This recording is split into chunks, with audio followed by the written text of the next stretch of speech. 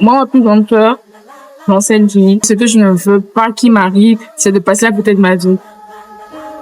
Parce que j'ai beaucoup d'ambition, j'ai beaucoup de rêves, j'ai beaucoup d'objectifs et je ne veux pas passer à côté.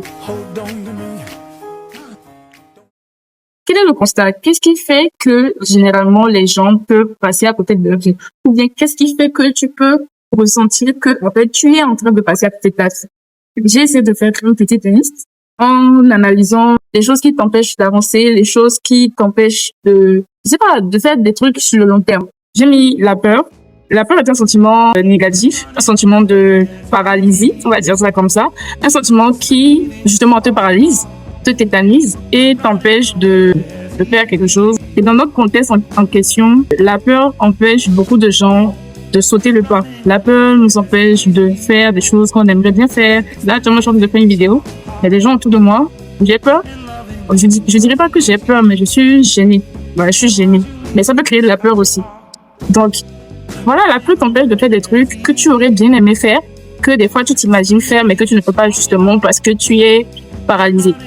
En deuxième point, j'ai mis le doute. Je pense que c'est un peu des choses qui sont de la même famille. Le doute, c'est un sentiment qui, d'une certaine manière aussi, je dirais pas te paralyse, mais te stoppe. Peut-être que tu es sur une lancée. Peut-être que, contrairement à la peur, peut-être que tu commences, mais qu'à un moment tu commences à douter. Donc, tu t'arrêtes, tu continues plus. Donc, le doute, c'est plus celui-là qui va venir te stopper, te démoraliser. Oui, je pense qu'on peut dire ça. Et après, j'ai mis la procrastination. Pourquoi la procrastination? Parce que la procrastination, en fait, je pense que la Gen Z souffre beaucoup de la procrastination. Je pense que dans notre époque, la procrastination, c'est, de mon point de vue, c'est juste pas un simple truc qui t'empêche de faire quelque chose. C'est littéralement spirituel. Parce que le pouvoir de la procrastination, c'est une dinguerie.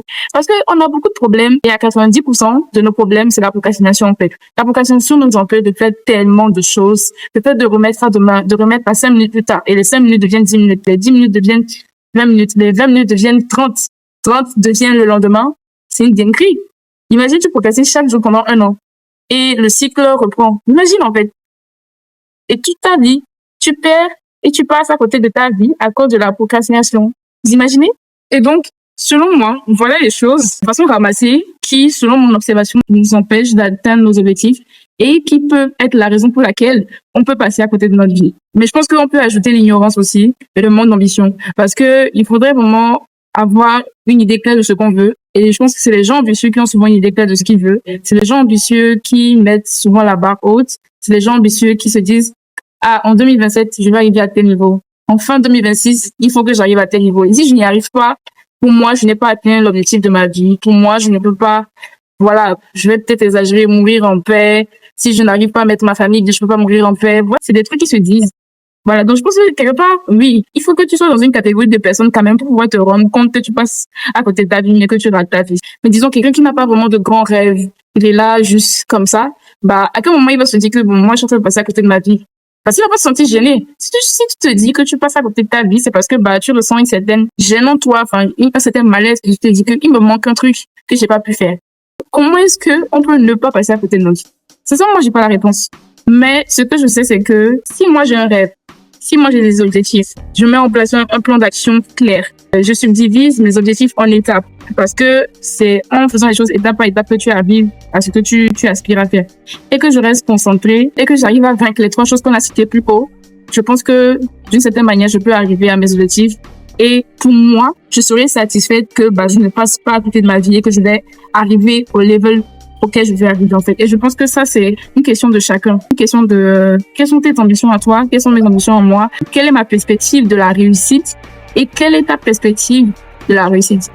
Et donc, pour moi, en fait, tout se résume à ça. Moi, mes croyances, c'est ça. Pour moi aussi, le principe de la loi de l'attraction, c'est pas un principe scientifique, c'est pas un principe physique, ni chimique, ou quoi que ce soit. C'est un principe que les hommes ont voulu réinventer, enfin, mettre en place pour pouvoir expliquer l'inexplicable. Pour moi, l'inexplicable, c'est les choses que Dieu a mis en place. Le principe de tu attires ce que tu penses, l'attraction, la réaction, c'est des choses qui sont expliquées dans la Bible. Hein. Si tu lis bien, en fait, c'est des choses qui sont expliquées dans la Bible, si tu lis bien. Il y a quelqu'un qui m'a dit une fois, c'est un ami à moi, il m'a dit que lui, un de ses rêves, c'est de mourir, mais d'être éternel.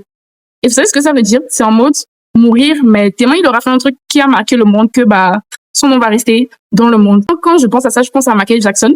Vous savez, j'ai vu le film de Michael Jackson tout récemment. et c'était une dinguerie. En regardant le film, j'ai beaucoup analysé son comportement, sa façon d'être, comment est-ce qu'il était et tout. Ce n'est que une cinématographie. Moi, je pense que c'est comme ça qu'il était réellement, parce que j'ai vraiment senti du vrai en regardant le film. Faut savoir que quand j'étais plus petite, même, je regardais des documentaires sur Michael Jackson, parce que mon papa, c'est quelqu'un qui est un grand fan de ce genre de musique, tout ce qui est Céline Dion, tout ce qui est Johnny Hallyday, voilà. J'avais regardé un documentaire de comment il était aimé, comment il avait des milliers de fans, comment il passait dans les hôpitaux pour donner les choses aux enfants.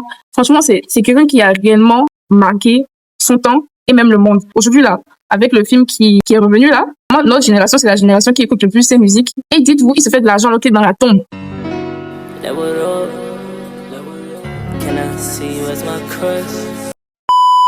Si ça, c'est pas être éternel, et moi, je pense que je peux arriver à ce niveau-là. Surtout qu'en fait, vous êtes au bon endroit, au bon moment, et que vous êtes la bonne personne. C'est une phrase que je trouve très puissante.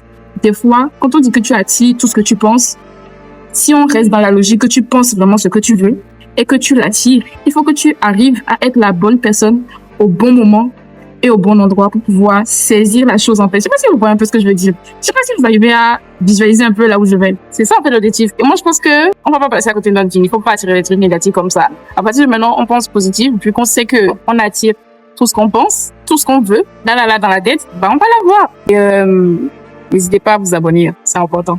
Voilà, bisous.